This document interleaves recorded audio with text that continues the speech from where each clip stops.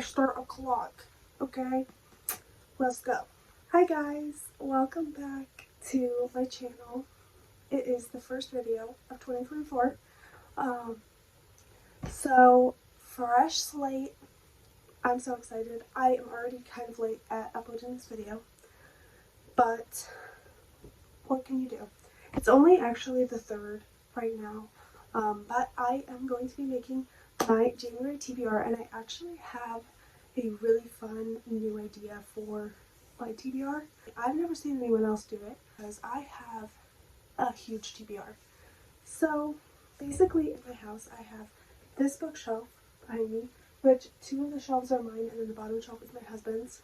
I have this shelf up here, which is 3 shelves full of books that I have already read. In the family room I have a whole bookshelf full of 5 shelves full of books that I have not even read yet, and then that I've also had for years. And then I have another shelf that has 3 shelves on it of books that I have not read yet. So that is 2.5, we'll just say 2.5 shelves full of physical TBR. Like, somebody stop me.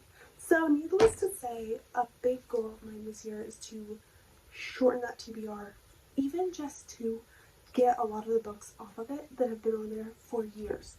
Like, years, guys. So, yeah, my biggest goal, I feel like a lot of people's goal actually this year, is to shrink their TBR, their physical TBR, and to get rid of a lot of the excessive amount of books that they have on the shelf. And I'm no different, okay? I will follow that trend. Like, I have to. I feel like every year I say this, but I never really have like a concrete good plan to successfully follow through on that. I kind of just willy-nilly decide to read books, and then I'm a mood reader, so I struggle to read them, and then I don't want to read them, and I just choose to never read them, if that makes sense. Which some of the books may be DNFs, maybe they're not really my genre anymore, or maybe I'm just not feeling them at the time. Who knows? But we're going to give it our best crack this year. And that brings me to the point of this video, my TBR. We're finally here. So basically I am going to be doing a random number generator. I have my laptop here, for each shelf. So I have 10 shelves. I have these 2 shelves, I have the 3 shelves, and then I have the 5 shelves. So 10. I had to count it like twice just to make sure I was doing that right. I will hopefully be able to read more than just 10 books, but I'm kind of counting like anything else is just whatever I'm feeling mood reading, or if I want to listen to like a random audiobook. But basically I'm going to do a random number generator, 1 through 20, because I know that there's probably at least 20 books on each shelf, give or take. If not, I'll just like loop the number, if that makes sense. But yeah, I am going to do numbers 1 through 20, and do a random number generator, and then go pick whatever book is on that shelf. I don't even know, because I haven't like cleaned my shelves and like done a revamp in a couple months, probably like 5 months I would say. So it's gonna be a surprise even for me, and I'm so excited to do this idea. I think it's gonna be really fun. We'll end up with 10 books each month. I don't know if I'll do this for every single month for my TBR, but I think if I do it at least for a while, that's a lot of books off my shelf. 120 books off my shelf, hopefully. I'm not saying that every month is necessarily going to be a success, but I think having concrete goals like this will make it a lot easier, especially for someone like me who is terrible at sticking with things, especially if I don't have like a concrete plan. I think that this will help me a lot to actually put my foot down and read the books, because I like don't feel like I have a choice, and I feel like it's a goal of mine to read this specific book. So anyway, long talk done. Let's jump into the actual video. Let's jump into it. So what I'm gonna do is I'm gonna pick each of the numbers, and then we'll jump through and get it, but I'm gonna pick each of the numbers first. I'm gonna start with my big black shelf, because that is the first shelf, and I'm actually just going to write each number down. Let's set our number to 20, and I don't know if you can see that. Let's generate. So we got 11 for the first one, so I'm just going to write that in here. We got the number 7 for this one. For this third shelf, we got the number 10. This is so exciting. I'm already so excited to pick the books for this. Got the number 12, the number 4 for the fifth shelf. Okay, moving on to shelf number 2, which has 3 shelves on it. We're going to generate for the first shelf, and that's going to be number 12 again. We have the number 5. For the third shelf, we have the number 15. Oh, I'm so excited! And then for this shelf and this shelf, which are the last two, we got the number 17 for this shelf right here. I'm so excited. And for the last shelf, we got the number 9. I'm so excited to go pick these out. Let's go pick our books out. I'm so excited. 1, 2, 3, 4, 5, 6, 7, 8, 9, 10, 11. I was literally just thinking to myself that I want to read a Philippa Gregory book. So this is perfect. Perfect. So we have 1, 2, 3, 4, 5, 6, 7. 1, 2, 3, 4, 5, 6, 7, 8, 9, 10. 3, 4, 5, 6, 7, 11, 12. 1, 2, 3. Let's see. We have 1, 2, 3, 4, 5, 6, 7, 8, 9, 10, 11, 12, 15. It's literally the last book on my shelf. And it's a new one. 1, 2, 3, 4, 5. We got a YA book. And then I messed up the last one, but we're going to do 12 for this one. 12, we got a poetry book. We're back in our original spot, and we are here to pick the last 2 books, 17 and 9. 1, 2, 3, 4, 5, 6, 7, 8, 9, 10, 11, 12, 13, 14, 15, 16, 17. 17. 3, 4, 5, 6, 7, 8. Oh, we have quite the list here. We're going to start in order of which shelf it came off of and how the order of the shelves. We had the first shelf, the black shelf, which is mostly historical fiction, I want to say. And we got number 11 for that one, which I will say this shelf is predominantly Philippa Gregory books. So, of course we had to get a Philippa Gregory book. Like, I should have seen this coming. And honestly, I was just thinking the other day, I was like, oh, I just want to get back into, like, my roots of reading. I love Philippa Gregory. I love historical fiction. And what do you know? Philippa Gregory. She is one of my favorite authors. I love her writing. Her books are super long, so this will be interesting. But I'm so excited to read this. The Boleyn Inheritance by Philippa Gregory, of course. This is I want to say this is part of a series, so I don't know if it really is in the right order, but we're going to read it anyway. Because I've read her books out of order before and it was fine. This one follows Anne of Cleves, Catherine Howard, and Jane Rochford. Personalities and goals, and I think that it's going to have a lot of drama and it's going to be real juicy, and I love historical fiction, so I'm so excited to read this one. That was Boston Jane, The Wilderness Days. This is by Jennifer Holm. This is a classic, I want to say just like a really old-timey storybook. I've had it on my shelf forever. I honestly didn't know if I was ever going to read it, but now we have it, and it's right here, and I don't know if I'm going to enjoy it, but I think it's going to be a quick read. The third book was a kind of a shocker. This came in at number 10 on the shelf. Actually, a children's book and a reread for me. I actually read this book when I was in elementary school, and I loved it so much that as an adult, I bought the book again. I've done that a lot with books that I remember from my childhood, just because if they have a lasting impression on me, then I want to own them.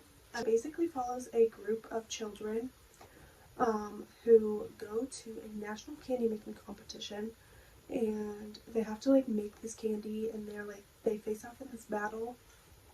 It's kind of giving Charlie and the Chocolate Factory, Willy Wonka vibes, you know. There's lots of like surprises and stuff, but it is still like very youthful and fun, and I think it's gonna be really weird to read it as an adult, but I also am excited to like see if I still enjoy it, like that childlike wonder, you know. So I think that this is going to be really good. I've been wanting to reread this one for a while. I'm so excited to read this one. The fourth shelf, which came in at number 12, and that is The 7 or 8 Deaths of Stella Fortuna by Juliet Grains. I want to say I got this one at a book sale, and it was like $2, and I was like, you know what, this book looks stellar. It looks so pretty. I love the cover. I love that it's hardback. Like, I don't know, sometimes books just have to be hardback. Like, it's the perfect vibe. Fortuna, who is basically followed by death her entire life. It is full of strange, life-threatening incidents, moments where ordinary situations like cooking eggplant or feeding the pigs inexplicably take lethal turns. Even Stella's own mother is convinced that her daughter is cursed or haunted. In her rugged Italian village, Stella is considered an oddity, beautiful and smart, insolent and cold. Stella uses her peculiar toughness to protect her slower plainer baby sister Tina from life's harshest realities, but she also provokes the ire of her father, Antonio, a man who demands subservience from women and whose greatest gift to his family is his absence. When the Fortunas emigrate to America on the cusp of World War II, Stella and Tina must come of age side by side in a hostile new world with strict expectations of each of them. Soon Stella learns that her survival is worthless without the one thing her family will deny her at any cost, her independence.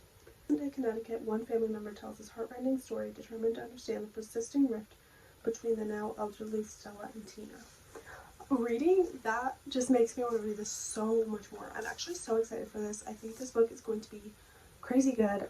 As I've said before, I love historical fiction, so I think that like delving in that past and present storyline is going to be so good. I am so excited for this one, especially now reading that. Like, I just want to read it now. It's full of classics, which I kind of was dreading just because it is kind of hard for me to get through classics sometimes, but we're going to give it our most valid effort with The Phantom of the Opera by Gaston Leroux. This one is such tiny writing. We can do it. We can do it. Literally, this is gonna happen every month, so I just have to get used to it. So, Phantom of the Opera, I went through a phase where I got so many different classic books, and I really want to read classic books, and I still really want to read them. Sometimes I am better at reading them than other times, but this month it's gonna happen. To the second shelf, which had 3 shelves, we had the first shelf was mostly fantasy books. Most of this shelf is like newer books, newer releases. I have my animes and poetry books, some of my romance books, which are like some of my older romance books, some like YA books, and then my fantasy shelf. So on the first shelf we have fantasy. The first one is The Near Wish by V.E. Schwab.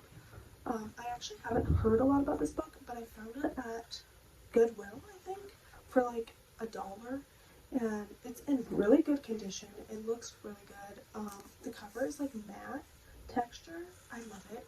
Witch is only an old story told to frighten children. If the wind calls at night, you must not listen. The wind is lonely and always looking for company. There are no strangers in the town of Vere. These are the truths that Lexi has heard all her life, but when an actual stranger, a boy who seems to fade like smoke, appears outside her home in the morning at night, she knows that at least one of these things is no longer true. The next night, the children of Vere start disappearing from their beds, and the mysterious boy falls under suspicion. As the hunt for the children intensifies, so does Lexi's need to know about the witch that just might be more than a bedtime story, and about the history of this nameless boy. This book seems so interesting. Children's fairy tale vibes, retelling kind of, and with like tension and horror a little bit. So I am really looking forward to this one. I think it's going to be super intriguing, and the storyline looks very suspicious. So I think it's going to be really good. Our second shelf, we have Trouble by Non Pratt. This was another one I got at a book sale. It's a YA book. It looks a little bit cheeseball-y, but it follows a girl named Hannah who is in high school. She ends up getting pregnant. She's just kind of lonely, which is where Aaron comes in, our new kid who is trying to escape his past, not succeeding very well, and he could also use a friend, and he ends up befriending our pregnant main character, Hannah, and it follows their story. It's a YA romance. There's not a lot there, but I'm assuming that it will be cute and cheesy, and sometimes you need that, so I am hoping that this one will be pretty good. If nothing else, it looks like it'll be a really fast read. It's actually a Christmas present, so I'm excited to read this. The Truth About Magic, Poems by Atticus. I write pretty poetry, lots of pictures, and like writing. It looks very like scrapbooky, smash book, you know, like Pinterest, like 2008. I'm so excited. I love to dive into poetry every now and then, especially when I'm feeling like introspective, and I just think this is going to be really good. I think it's going to be a super quick read too, so this will definitely help break up the ones that take a little bit longer. This one. Then, for the last shelf that we have here, this shelf, which is mostly kind of horror, kind of mystery thriller, that kind of vibe. Some V.C. Andrews thrown in there. We have The Crooked House by Crystal Bell Kent. Allison is as close to anonymous as you can get. She has no ties and no home, and her only anchors are her boyfriend and her small background job in publishing, which is exactly how she wants it, because once Allison was a teenager named Esme, who lived in a remote, dilapidated house by a bleak estuary with her parents and 3 siblings. One night, something terrible happened in the family's crooked house, leaving Allison the only survivor. In order to escape from the horror she witnessed, she moved away from the village, changed her name, and cut herself off from her past. But now her boyfriend has invited her to a wedding being held in her old hometown, which means returning there for the first time since that night. She decides that she's never going to overcome the trauma of what happened to her without confronting it, so she accepts this invitation. But soon Allison realizes that the events of the night left their awful mark not just on her, but on the entire village. She begins to suspect that everyone there may be somehow implicated in her family's murder. I feel like this is not the book that I thought it was. I feel like I do not pick up the books on my shelf and like really look at the synopsis for them enough, because what? I didn't even know I had a book like this. This looks so intriguing. Just like reading that makes me want to immediately like just stop the video, stop the tapes, let's read this. So let's hope that it's living up to the hype that it just made in my brain. The last book of this TBR challenge, we have The Listening House by Mabel Steele.